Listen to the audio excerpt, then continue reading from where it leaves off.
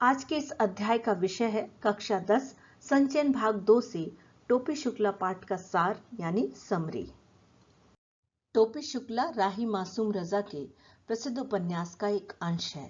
लेखक ने इस अंश के माध्यम से ये बताया है कि बचपन में बच्चे को जहां प्यार मिलता है वह वहीं रहना चाहता है। साथ ही उन्होंने ये भी बताने का प्रयास किया है कि प्रेम तथा सच्ची मित्रता जाति और धर्म की दीवारों से परे होती है। इस कहानी के दो चरित्र हैं, एक का नाम बलभद्र नारायण शुक्ला अर्थात टोपी और दूसरे का नाम सैयद जरगाम मुर्तजा अर्थात इफ़न और टोपी में घनिष्ठ मित्रता थी।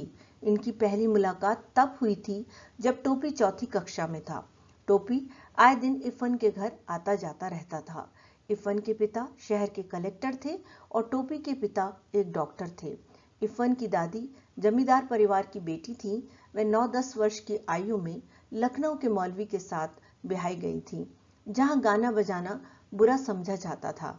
उन्हें अपने मौलवी पति के नियंत्रण में रहना पड़ता था।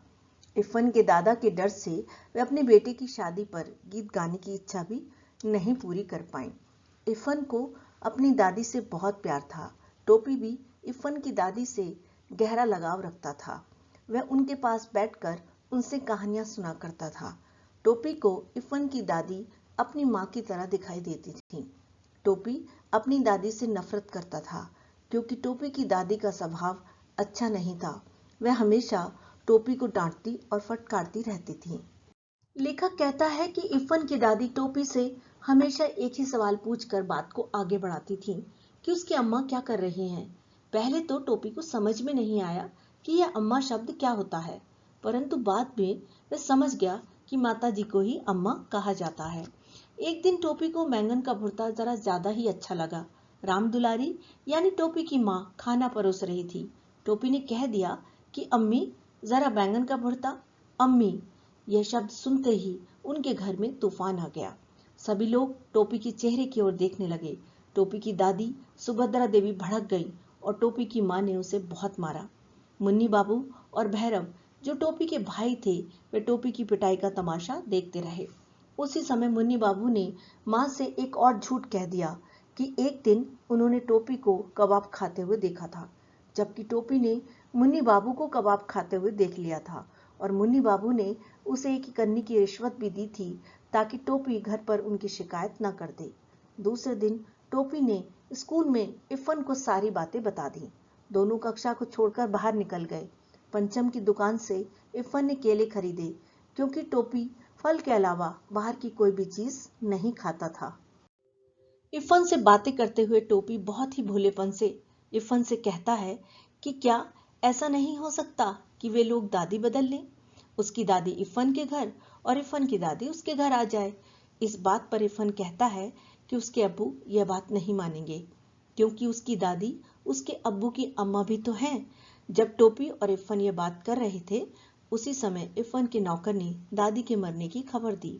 शाम को जब वह इफ़न के घर गया तो वहां शांति थी। घर लोगों से भरा हुआ था। एक दादी के न होने से टोपी के लिए पूरा घर खाली हो चुका था। टोपी का दादी से बहुत गहरा संबंध बन गया था। टोपी ने इफ़न से कहा कि तेरी दादी की जगह मेरी दादी मर गई होती तो अच्छा होता। कहानी के अगले भाग में लेखक कहते हैं 10 अक्टूबर सन 45 में इफ़न के पिता बदली पर मुरादाबाद चले गए। उस दिन टोपी ने यह कसम खाई कि अब वह किसी भी ऐसे लड़के से दोस्ती नहीं करेगा जिसके पिता की तबादले वाली नौकरी हो।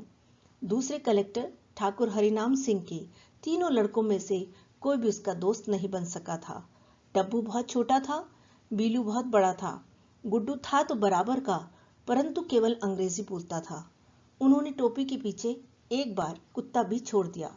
कुत्ते के काटने पर टोपी को अपने पेट में 7 सुइयां लगवानी पड़ी। तब से उसने उस कोठी की तरफ रुख नहीं किया। घर में ले देकर एक बूढ़ी नौकरानी सीता थी जो उसका दुख दर्द समझती थी, तो अब वह सीता के साथ ही समय गुजारने लगा। ठंड के दिन शुरू हो गए थे और मुन्नी बाबू के लिए कोट का नया कपड़ा आया और भैरव के लिए नया कोट बना, लेकिन टोपी को मुन्नी बाबू का पुराना कोट मिला। टोपी को यह अच्छा नहीं लगा। टोपी ने वह कोट उसी समय दूसरी नौकरानी केतकी के बेटे को दे दिया। उसकी इस हरकत पर दादी अत्यंत क्रोधित हो गईं। उन्होंने बिना गर्म कपड़े के सर्दी बिताने का आदेश दिया। इस बात पर टोपी अपनी दादी से उलझ गया। दादी ने आसमान सिर पर उठा लिया। माँ ने दादी से बहस करने पर उसकी खूब पिटाई की। उनकी बूढ़ी नौकरानी सीता टोपी को समझाने लगी कि उसे दादी से इस तरह से बात नहीं करनी चाहिए। टोपी 9वीं कक्षा में 2 बार फेल हो गया था, जिसके कारण उसके घर में और अधिक डांट पड़ने लगी थी। वह पढ़ाई में बहुत तेज था, परंतु उसे कोई पढ़ने ही नहीं देता था। जब भी टोपी पढ़ाई करने बैठता था, उसी समय घर के सदस्यों को उससे बाहर से कुछ न कुछ मंगवाना होता था। कभी उसका छोटा भाई भैरव उसकी कॉपियों के पन्ने फाड़कर उनके हवाई जहाज बनाकर उड़ाने लग जाता था। दूसरे साल टाइफाइड होने के कारण वह पढ़ाई नहीं कर पाया और फेल हो गया। अध्यापकों ने उसके 9वीं कक्षा में 2 बार फेल होने से उसे नजरअंदाज कर दिया। कोई भी अध्यापक उसे नोटिस नहीं करता था, यानी कक्षा में उसके ऊपर ध्यान नहीं देता था।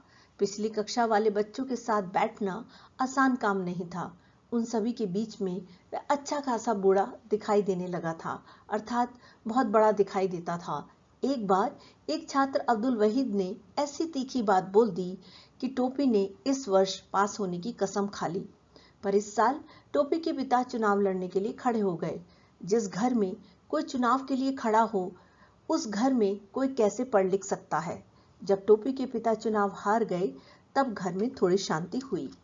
कोई भी ऐसा नहीं था जो उसके साथ सहानुभूति रखता, उसे परीक्षा में पास होने के लिए प्रेरित करता। घर और स्कूल किसी ने भी उससे अपनापन नहीं दिखाया।